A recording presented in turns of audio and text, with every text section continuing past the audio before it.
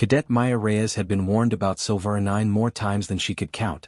Every senior officer in the Galactic Integration Corps had pulled her aside during the 3-week transit to repeat the same lecture. This planet was not like the training simulations. Silverine was not a place that forgave mistakes. It was a jungle world of impossible scale, where the canopy stretched 400 meters above the forest floor and the undergrowth was a labyrinth of bioluminescent roots, carnivorous fungi, and organisms that had been evolving their lethality for 600 million years without interruption. The Galactic Council had classified Silverine as a Category 9 biosphere, one of only 12 such worlds in the known galaxy. Category 9 meant the native life had reached apex complexity. Every creature on the food chain was simultaneously predator and prey. Every plant produced chemical warfare agents. Every microorganism had co-evolved alongside hosts that had immune systems like fortresses. The only reason humanity had been allowed to establish a research station here was because the Veiltheri, the insectoid species that had discovered the planet, had petitioned the Council on humanity's behalf, citing our anomalous biological adaptability. Maya stood at the edge of Research Station Emerald 7, her environmental suit cycling through its standard startup diagnostics. Around her, the jungle breathed. That was the only word for it. The trees, the Veiltheri called them sovereign pillars, exhaled visible clouds of spores each dawn. The ground literally pulsed with mycelial networks that connected the entire continent into something resembling a nervous system. You could feel it through the soles of your boots. A slow, rhythmic vibration, like a heartbeat the size of a landmass. Cadet Reyes. Commander Zethran's mandibles clicked as he approached. The Veiltheri officer was her direct supervisor for this field rotation. He was tall, iridescent, and moved with the careful precision of someone who had spent decades learning not to make careless gestures on a world that noticed everything. Your first patrol assignment begins in 40 minutes. You will be accompanying Senior Ranger Brix Hollow. You will observe. You will not deviate from designated paths. You will not interact with any native fauna unless Ranger Hollow explicitly authorizes it. Understood, Commander, Maya said, but her eyes were already drifting to the treeline. There was something there. Between two sovereign pillars, 60 meters in, where the light filtered down in cathedral columns of gold and green. A shape. Large. Patient. Zethran followed her gaze. His compound eyes, each facet capable of independent focus, locked onto the treeline instantly. Every one of his 6 limbs went rigid. Do not look directly at it, he said, his translation unit dropping to a near whisper. Do not move toward it. Do not make yourself appear larger or smaller. Breathe normally. Look at the ground near your feet. Maya obeyed immediately. Her GIC training had drilled obedience to field commanders into her nervous system. But she had already seen enough. The creature between the sovereign pillars was enormous. 12 meters at the shoulder, she estimated, roughly the size of a terrestrial African elephant, but built like something that evolution had designed specifically to be the last thing anything else would ever see. It had 8 limbs, 6 of which were currently planted on the forest floor, and a body covered in overlapping plates of living armor that shifted color constantly, cycling through greens and browns and blacks in a slow, mesmerizing pattern. Its head was low, nearly touching the ground, and its 4 eyes, each the size of a dinner plate, were fixed on the research station with an expression that Maya's human brain translated, perhaps incorrectly, as curiosity. What is that? She breathed. A Velgrath, Zethran said. The apex predator of the Emerald Continent. There are believed to be 47 adults on this continent. They are solitary, territorial. They do not share space with anything they have not consciously chosen to tolerate. He paused. The fact that this one has approached the station boundary is unusual. We will file an incident report. We will increase the perimeter monitoring. We will do nothing else. Has it ever come this close before? No. Zethran's mandibles clicked twice. That is why we will do nothing else. The Velgrath stayed at the treeline for 11 minutes by Maya's suit chronometer. Then it turned, slow and deliberate as a continent moving, and disappeared back into the Emerald Deep. Maya filed the incident into her personal log without being asked. She noted the time, the creature's approximate size, its behavior, and one detail she wasn't sure was relevant. Just before the Velgrath turned to leave, she had seen something move near its rear left foot. Something small. Much smaller than the apex predator itself. Something that had been tucked against the creature's plated flank, half hidden in the shadow of its body. She spent the rest of the morning trying to figure out what she had seen. By afternoon she was fairly certain. Cubs. The Velgrath had cubs. 2 of them, she thought. Maybe 3. They were roughly the size of large dogs, moving with the wobbly uncertainty of very young animals, staying pressed against their parents' body with an instinct so ancient it was written in the bedrock of all living things. Stay close to what protects you. Maya stared at her incident report and added a footnote. Then she deleted the footnote. Then she wrote it again. She had come to Silverine to study alien biology. She had not expected to feel something this human this quickly, the specific, ridiculous, evolutionarily counterproductive desire to go check on those babies. She closed her personal log and went to find Ranger Hollow. The orientation session for new GIC field personnel had been running for 2 hours when Ranger Brix Hollow brought up the Velgrath incident unprompted. He was a broad, slow-speaking man from the agricultural colonies of New Inverness, and he had the particular quality that the best field rangers developed. He understood that the purpose of information was not to impress people but to keep them alive. Every sentient species that has attempted to operate on a Category 9 world, Hollow said, pulling up the holographic display behind him, has developed some version of what the Veil theory call the forest law. Different words. Same idea. The deep places of the universe have rules. They did not ask for your opinion about those rules. They do not negotiate. He clicked to the next display, a schematic of a Velgrath annotated with threat indicators in 6 languages. Velgrath are the cornerstone of Silvarinine's forest law. They are the apex. Everything else on this continent, including us, exists at their tolerance. Maya raised her hand. What does tolerance actually mean in practical terms? Do they actively patrol for intruders or? They don't need to patrol, Hollow said. They're aware. That's the right word for it. Velgrath don't have the kind of territorial aggression you see in terrestrial apex predators. They're not wolves. They're not lions. The closest analog I've found in human experience is. He paused, thinking, a very old, very large landowner who has never in their life felt threatened by anything, and therefore has no fear response, only a decision-making process. If you enter their territory and they decide you're acceptable, nothing happens. If they decide you're not acceptable, you have approximately 4 seconds before the decision is implemented. What makes something unacceptable? Asked Cadet Oliaro, the Crethan exchange officer seated beside Maya. Crethans had evolved from deep ocean filter feeders and had, consequently, a very pragmatic relationship with the concept of being eaten. Unpredictability, Hollow said. Velgrath tolerate the research station because we behave consistently. Same patrol routes, same hours, same energy signatures. We're boring to them. That's the goal. The moment you do something they haven't seen before, you become interesting. Interesting gets you dead. But they're not aggressive by nature? Maya pressed.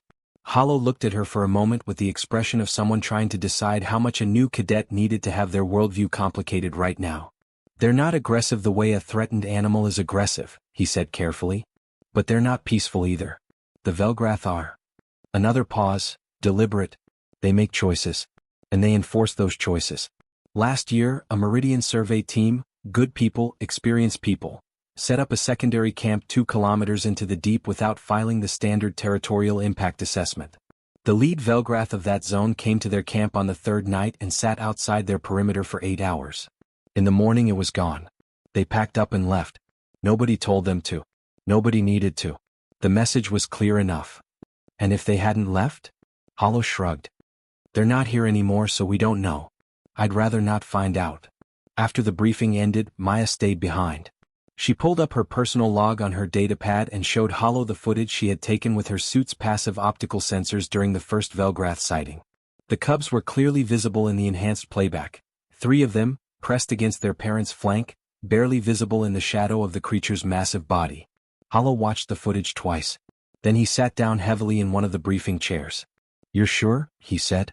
The proportions are consistent with juvenile Velgrath at approximately 3 to 5 months of development, based on the xenobiological profiles in the GIC database, Maya said. I've been cross-referencing the records for the past 2 days. There are almost no documented observations of juvenile Velgrath in the wild. The Veil theory have 3. The Meridian survey has 1 partial recording that's disputed. The academic consensus is that Velgrath give birth in deep cover and don't bring cubs to the surface canopy level until they're significantly older. Hollow nodded slowly. Which means this one is doing something outside established behavior patterns. Which means something changed, Maya said. Something made the adult bring the cubs to the station boundary. Maybe the deep cover they were using was compromised. Maybe there's a threat we're not aware of. Or maybe, she stopped herself. Maybe what? Maya looked at her datapad. Looked at the frozen frame of the enormous apex predator standing at the treeline, cubs pressed against its flank, for enormous eyes fixed on the research station.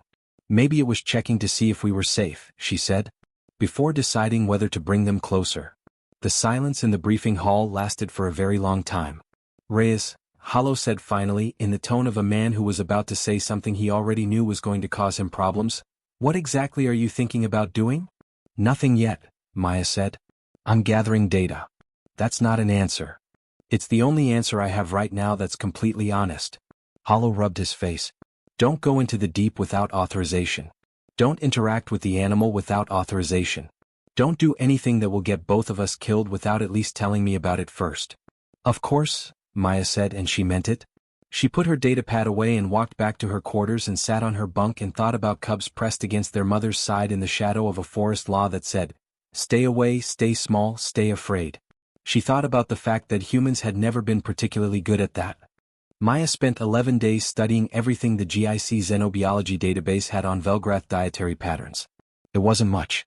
The Veil theory had classified the creature in detail: skeletal structure, metabolic rate, estimated territorial range, but behavioral data was thin by necessity, because nobody had been close enough to a healthy adult for long enough to collect meaningful observations without dying or causing a diplomatic incident with the local apex. What she found was this: Velgrath were obligate carnivores, but they supplemented their diet during cub rearing seasons with high-density nutritional biomass from the forest floor, specifically the large fungal bodies that grew at the base of the sovereign pillars. These fungi were called bright cap by the station staff for obvious reasons. They were bioluminescent, roughly the size of a human torso, dense with complex carbohydrates and proteins, and almost impossible to reach in quantity because they grew at the base of the largest trees in the forest, which were also the trees most thoroughly integrated into the forest's mycelial warning system. Anything that disturbed a sovereign pillar's root zone was noticed. By the pillar. By the mycelial network. Presumably by everything connected to the mycelial network, which was everything. Maya thought about this for a long time. Then she went to speak with Dr. Priya Vashchenko, the station's lead xenobotanist, about whether it was possible to cultivate bright cap specimens in the station's agricultural bay without disturbing any root systems. It was possible, Dr. Vashchenko said, with considerable surprise at the question and even more considerable surprise when Maya explained why she was asking. They had been cultivating bright cap for medical research purposes for 8 months. They had 27 mature specimens. They were, in fact, overdue to harvest several of them. Maya requested authorization to conduct a controlled environmental offering at the station boundary, Sector 7, which was where her suit sensors had recorded the Velgrath's first approach. She wrote the request carefully, framing it as a behavioral ecology study rather than what she suspected Hollow would classify it as, which was either an act of extraordinary scientific curiosity, or a very sophisticated way of getting yourself killed. Commander Zethran read the request twice. Then he called Maya into his office and looked at her for a long moment with those compound eyes that could see 47 independent visual fields simultaneously. "You understand," he said, "that every protocol we have developed for operating on Category 9 worlds is designed to minimize interaction with apex fauna, not maximize it." "I understand, Commander." "You understand that the Velgrath is not a domesticable species. It is not displaying friendly behavior by approaching the station. It is displaying investigative behavior, which has a probability range that includes both ignore and eliminate." "I understand, Commander." "You understand that you are a cadet on her first field rotation, and that the being you are proposing to interact with has a body mass of approximately 40,000 kilograms and has been the apex predator of this continent for an estimated 6 million years." "I understand, Commander." Zethran's mandibles clicked in the pattern Maya had learned to recognize as the Veil theory equivalent of a long-waited sigh. "You are cleared for a single observation session. Full sensor suite. Ranger Hollow present. No approach beyond the boundary markers. If the animal shows any negative response indicators, you abort immediately and we review the entire protocol." "Thank you, Commander." "Do not thank me. I am very likely going to regret this." The preparation took 3 more days. Maya worked with Dr. Vashchenko to harvest and transport 6 mature bright cap specimens to Sector 7. She chose the largest, most intact ones. She did not entirely understand how she knew that quality mattered, but she was certain that it did. If you were going to offer something to an apex predator, You did not offer it the ones that had been damaged in transit. On the morning of the session, the jungle was quiet in the specific way that meant the forest already knew something was happening. The sovereign pillars stood like columns in a cathedral older than human civilization. The bioluminescent fungi on their roots pulsed slow and blue-green in the filtered dawn light. The mycelial network hummed beneath Maya's boots. Hollow was beside her, every sensor on his suit running hot. His hand was nowhere near his deterrent equipment, because they had both agreed, independently and then together, that if this went wrong there wasn't a deterrent setting high enough to matter. Maya placed the bright-capped specimens at the boundary marker, just inside the station's perimeter edge, where the cleared ground met the first fringe of underbrush. She arranged them with care. She wasn't sure why. It seemed important. Then she stood back. And waited. For 47 minutes nothing happened. Then the undergrowth 60 meters out shifted, and the Velgrath emerged. It moved differently from the first sighting. That approach had been investigative, cautious in the way that only something without natural predators could be cautious. Not because it feared but because it was deciding. This approach was slower. Deliberate in a different register. Its color-shifting plates cycled through a pattern Maya hadn't seen before. Slower transitions, more gold in the spectrum. Suit, she whispered, record everything. Full spectrum. Audio and seismic. The Velgrath stopped 20 meters from the boundary markers. It looked at Maya. It looked at Hollow. It looked at the bright-capped specimens arranged on the ground. Then it looked back at Maya. Hold still, Hollow breathed. Do not make it choose. Maya did not move. She barely breathed. She thought about every xenobiology lecture she had ever attended, every behavioral ecology paper she had read, every instinct that had been trained into her over 2 years of GIC prep courses. She laid all of it aside and thought about something much simpler. A mother. With cubs she was trying to keep safe. In a forest that did not forgive mistakes. That Maya understood. Every species that had ever raised young understood it. The Velgrath stepped forward. It crossed the threshold of cleared ground, something no documented individual had ever done. It approached the bright-capped specimens with a delicacy that was astonishing in a creature its size, moving each of its 6 walking limbs with millimeter precision, never disturbing the ground more than necessary. It lowered its enormous head. It ate. Not quickly. Not frantically. With the calm assurance of something that had never in its life needed to eat fast before anything could take its food away. When it finished, it raised its head and looked at Maya again. From the treeline behind it, 3 shapes emerged. Small, wobbling, pressing against each other with the energy of very young things. Cubs. They moved toward their parent with the absolute confidence of creatures who believed the large thing nearby could protect them from anything. They were right. The Velgrath did not move as the cubs approached the last remaining bright-capped specimen and began, clumsily and with great enthusiasm, to eat it. Reyes, Hollow said very quietly, "Are you recording this?" "Yes," Maya said in a voice that was entirely steady, which she felt was a significant personal achievement. "Good," Hollow said. "Because nobody is ever going to believe us." The report generated exactly the kind of institutional response that Maya had expected. Measured panic dressed in formal language. The Galactic Integration Council's Committee on Category 9 Biosphere Management convened an emergency session 14 days after Hollow filed the incident report.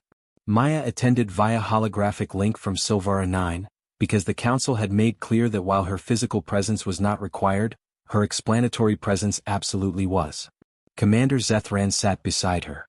Hollow sat on her other side.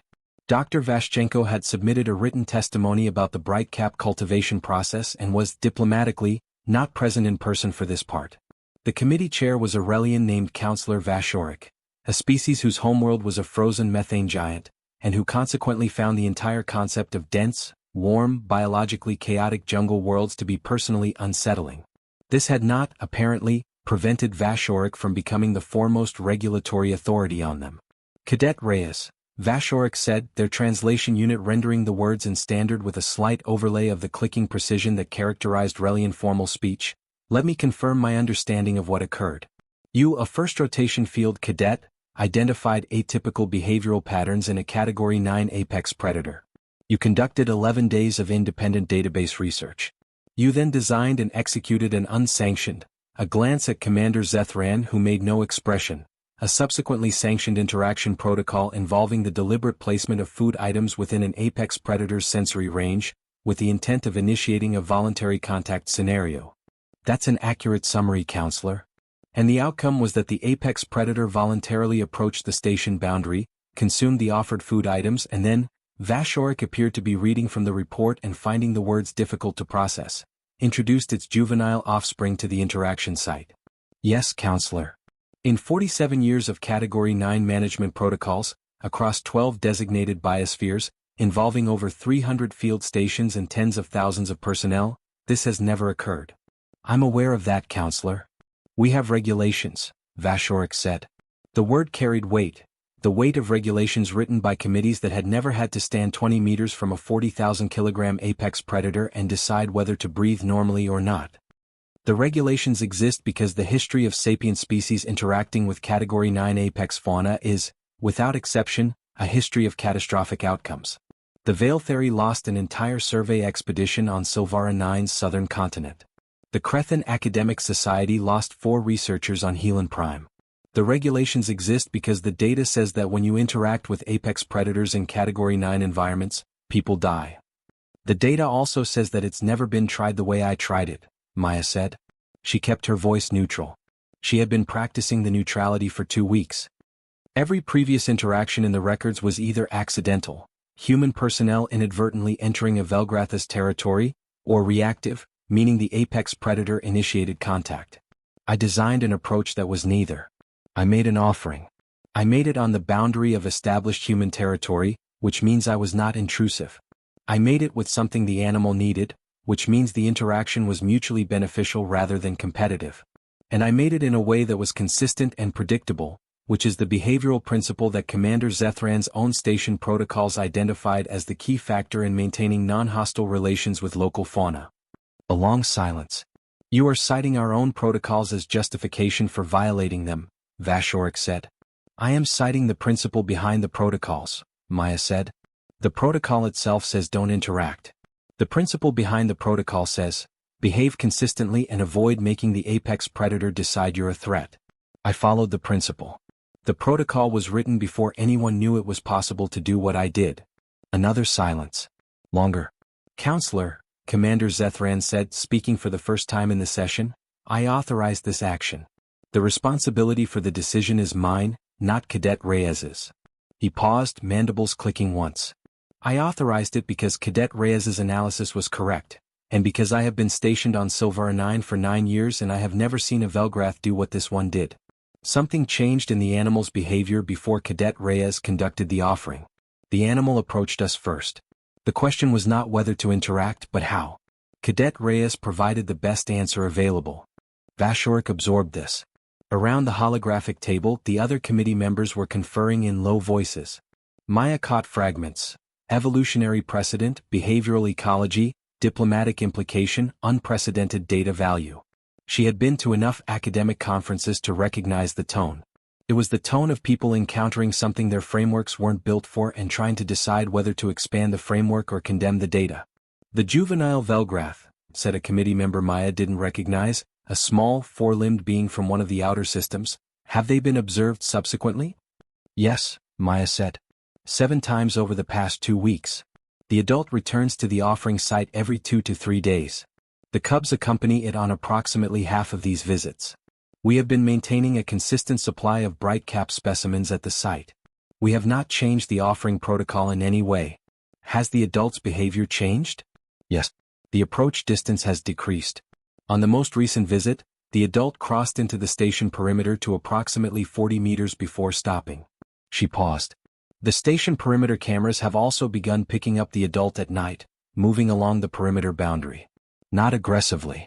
It appears to be, she chose the word carefully knowing how it would land, patrolling. The silence that followed had a different texture. Patrolling, Vashorek repeated. Patrolling, Maya confirmed. We believe the adult has incorporated the research station into its territorial awareness. Not as an intrusion. As. She looked at the data on her datapad, looked up. As something worth protecting. The committee recessed for 3 hours. When they returned, Vashorek had the expression of someone who had spent the recess doing something very difficult and had arrived at a decision they weren't entirely comfortable with but couldn't argue against. The existing Category 9 interaction protocols, the counselor said, will be suspended for Research Station Emerald 7 pending review. Cadet Reyes is to be assigned as the lead researcher on a new behavioral ecology study, designation Velgrath 1, with Commander Zethran maintaining field oversight. This study will operate under strict conditions which will be outlined in the formal authorization document. The committee will review preliminary findings in 90 days. Vachorik paused. Cadet Reyes. Yes, Counselor? You are aware that what you did was dangerous. Yes, Counselor. You are aware that if the outcome had been different, people might have died. Yes, Counselor. Is there anything you would have done differently, knowing what you know now? Maya thought about it honestly. About the 11 days of research. About the careful arrangement of bright cap specimens. About the moment she had stood 20 meters from a creature that could have ended her in 4 seconds and had chosen, instead, to eat. I would have filed the observational report faster, she said. And I would have cultivated more bright cap. 6 specimens was barely enough. Vachorik looked at her for a long moment. Dismissed, Cadet. Maya walked out of the holographic link chamber and found Hollow waiting in the corridor outside, leaning against the wall with his arms crossed and the expression of someone who had been holding their breath for 3 hours. Well, he said. We're approved, she said. 90-day study. Hollow let out a breath that seemed to have been accumulating for several weeks. Next time, he said, maybe tell me you're planning to rewrite 47 years of Category 9 protocol before you do it, not after. Where's the fun in that? Maya said, and was already thinking about what they would bring to the offering site next. The Cubs had names by the 3rd month. Maya hadn't intended to name them. It was, she knew, a breach of the scientific objectivity she was supposed to maintain, and she would not be including the names in any formal report. But the xenobiology team had taken to calling them by names regardless, the way field researchers always did when they spent enough time with the same animals, and once names existed it was impossible to unknow them. The largest cub, who had a streak of brighter color running along his left flank and who had been the first to approach the offering site independently, was called Streak. The middle one, who moved with careful precision even at her young age and who seemed to be observing the research station with the same measured attention her parent used, was called Scholar. The smallest, who still wobbled sometimes and who had the endearing habit of sitting down abruptly in the middle of a movement as though surprised by gravity, was called Tumble. The adult had a designation in the study database, V1, Alpha, female adult, estimated age 40 years, but the team called her Mother because she was, and because that was the fact around which everything else rotated. 6 months into the Velgrath 1 study, the research station's understanding of Silvara 9 had shifted in ways that none of them had fully anticipated. The most immediate discovery was behavioral. Velgrath were not solitary by nature. They were solitary by circumstance. The planet's ecology had, over millions of years, driven the species toward territorial isolation. The resource load of an adult Velgrath was simply too great for 2 adults to share a territory without depleting it. But the underlying social architecture was still there, embedded in behavior patterns that only became visible when you spent enough time watching. The way Mother oriented her cubs toward the research station, teaching them to read the human's behavioral consistency the way she had learned to read it herself. The way she systematically tested the station's reliability, arriving at irregular times, approaching from different directions, bringing the cubs on short visits and long ones, as though running a methodical assessment. She's calibrating, Dr. Vashchenko said one morning, watching Mother lead Streak and Scholar through the station's outer perimeter while Tumble sat down abruptly and had to be retrieved. She's teaching them how to evaluate us. What signals mean we're safe? What signals mean something's wrong? She's teaching them forest law, Maya said. The second discovery was ecological. The mycelial network, the vast fungal nervous system that connected the entire Emerald continent, responded differently to Velgrath presence than to any other apex fauna. In the 6 months since Mother had begun including the research station in her territorial range, the station's seismic sensors had recorded a gradual shift in the network's baseline resonance patterns in Sector 7. Dr. Vashchenko had spent 4 months analyzing the data before she was confident enough to publish her preliminary finding. The mycelial network appeared to be treating the research station differently since the Velgrath had incorporated it. Not as an intrusion in the ecology. As part of it. The Veiltheri xenobiologist who reviewed this finding took 3 days to respond, which for a species known for rapid academic communication was, Commander Zethran explained, the equivalent of stunned silence. The third discovery was the one that Maya had not expected and that would, she suspected, take the rest of her career to fully understand. It happened on a Tuesday in the station's late afternoon, when the light through the sovereign pillars turned the color of ancient copper. Maya was alone at the offering site, Hollow was filing his monthly report, Vashchenko was in the lab, the other team members were at dinner. She had been sitting quietly for an hour, doing nothing more significant than thinking about her next report and watching the light change. Streak came into the clearing alone. No mother. No siblings. He was bigger than he had been. 6 months of growth in Velgrath Cubs was substantial, and he was now roughly the size of a large terrestrial horse, all plates and power and the beginning of the color shifting that would eventually cover him as thoroughly as it covered his mother. He moved with more confidence than he had in the early months, but he still had the particular energy of a young animal that had not yet learned to make everything look effortless. He crossed the clearing and stopped 3 meters from Maya. Maya did not move. She had learned in 6 months exactly what stillness meant on this world. Not the stillness of fear. The stillness of presence. Of being fully in a place without imposing on it. Streak looked at her. His eyes, still smaller than his mother's, but developing that same capacity for calm assessment, moved across her face, her hands, her posture. He was doing what mother had taught him. Reading the signals. Evaluating the data. Then he did something that Maya's suit sensors recorded and that she would spend 3 years explaining to increasingly disbelieving academic audiences. He stepped forward and lowered his head until it was approximately level with Maya's. Close enough that she could feel the heat radiating from the living armor of his body, close enough to smell the forest and the deep earth on him, close enough that if she had raised her hand she could have touched his flank. She did not raise her hand. She understood, in the way that 6 months on Silvara 9 had rewired her instincts, that this was not an invitation to touch. This was something else. This was a gesture she had seen adults of his species make to each other at territorial boundaries, a formal acknowledgement, an introduction. Streak was introducing himself to her. Formally. As one entity with territorial awareness to another. He held the position for approximately 30 seconds. Then he raised his head, turned with the beginning of that slow deliberateness that would eventually be as massive as his mother's, and walked back to the treeline. Before he disappeared he looked back once. A habit he had gotten from mother. Maya sat in the copper light and the hum of the mycelial network for a long time after he was gone. She wrote her report that night. She wrote it carefully, precisely, with all the academic framing and behavioral taxonomy and quantitative sensor data that a GIC formal study required. She described the approach vector, the distance, the duration, the body language indicators, the ambient environmental readings. At the end, in the section marked Researcher Notes, Informal Observations, she wrote one additional thing. The forest law of Silvara 9, as understood by every sapient species that has operated on this world, states that no entity approaches the apex predator. The law exists for good reason. The apex predator of this continent is a being of extraordinary capability, ancient evolutionary heritage and deliberate intelligence. Approach without understanding is death. What the law does not account for, what no existing protocol accounts for, is the possibility that the apex predator might also be a parent, operating under the same fundamental imperative that drives every species that has ever raised young. Find safety, assess the environment, and teach your children which parts of the world can be trusted. The Velgrath did not break the forest law. Neither did we. We both followed the same principle that underlies every version of the law that every species has ever developed. Behave with consistency, offer value, do not impose, and allow trust to develop at the pace of the entity granting it. What humans brought to Silvara 9 that other species did not is not superior technology or greater courage or better protocols. It is a particular quality that our evolutionary history, for better and worse, has built into us at a level below conscious thought. The instinctive recognition of a mother trying to protect her children, and the equally instinctive response to that recognition.